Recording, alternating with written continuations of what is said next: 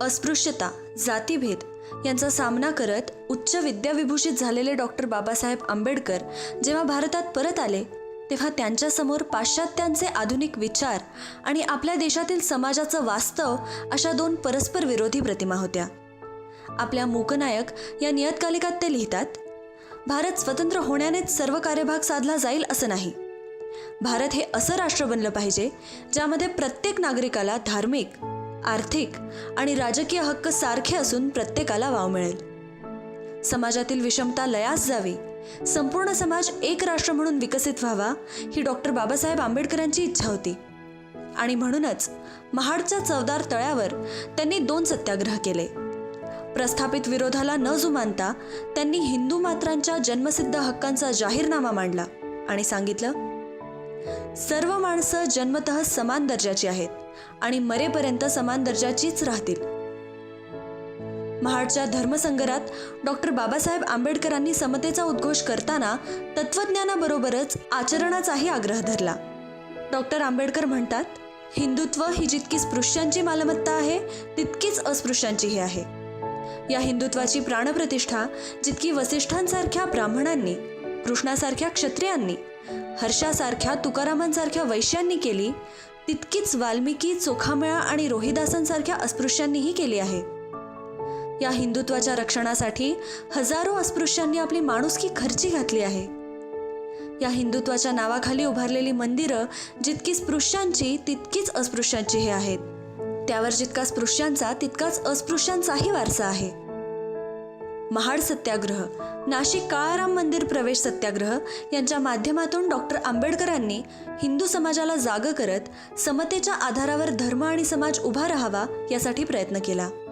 तत्कालीन पुढाऱ्यांनी या प्रयत्नांना प्रतिसाद न दिल्यामुळेच डॉक्टर बाबासाहेब आंबेडकरांनी धर्मांतराची घोषणा केली आणि पुढे 21 वर्ष वाट पाहून त्यांनी तथागत गौतमांच्या इथल्या मातीतील बौद्ध धम्माचा स्वीकार केला.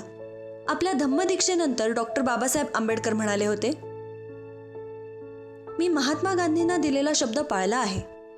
माझ्या धर्मांतरामुळे या राष्ट्राची कमीत कमी हानी होईल याची मी काळजी घेतली आहे. देशाला स्वातंत्र्य मिळणार याची चाहूल लागली आणि या देशाची राज्यघटना तयार करण्याची जबाबदारी डॉक्टर आंबेडकरांकडे आली.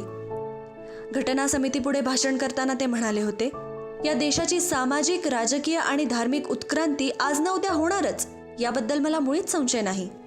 आज राजकीय, सामाजिक आणि आर्थिकदृष्ट्या एकमेकांपासून आपण विभागलो गेलो आहोत हे मी जाणतोय. एकमेकांशी सध्या आपण लढत आहोत. एका लढाऊ छावणीचा मीही नेता आहे. असं जरी असलं तरी योग्य वेळ आणि परिस्थिती येताच हा प्रचंड देश एक झाल्यावाचून कधीही राहणार नाही.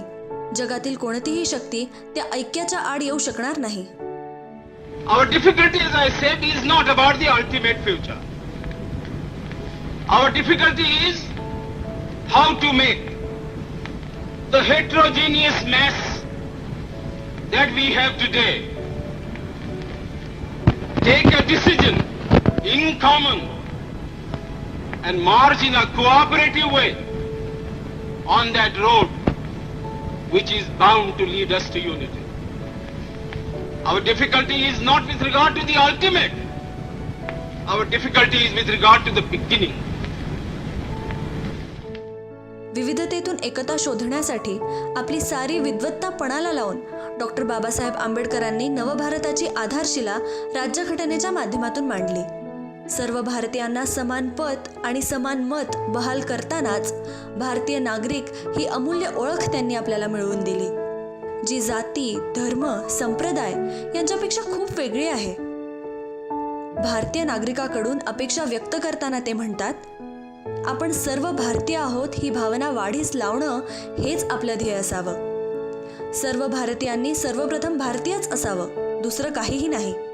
बाबा साहब आम्बेडकर के लिए सवर्ण भी उनके थे और हमारे दलित, पीड़ित, शोषित दोनों ही उनके लिए बराबर थे और इसलिए बदले का नामो निशान नहीं था, कटुता का नामो निशान नहीं था. बदले के भाव को जन्म देने का और समाज को साथ लेके चलने की प्रेरणा देने वाला प्रयास बाबा साहब आम्बेडकर की हर बात में झलकता है. और ये देश 125 करोड़ का देश बाबा साहब आम्बेडकर का हमेशा हमेशा ऋणी रहेगा, जिसने देश की एकता के लिए अपने जुल्मों को दबा दिया, गाड़ दिया, भविष्य भारत का देखा और बदले की भावना के बिना समाज को एक करने की दिशा में प्रयास किया। समाज सुधारक राष्ट्रपुरुष डॉक्टर बाबासाहेब आंबेडकरांचं जीवन हे समता आणि समरसतेचं एक आदर्श उदाहरण आहे.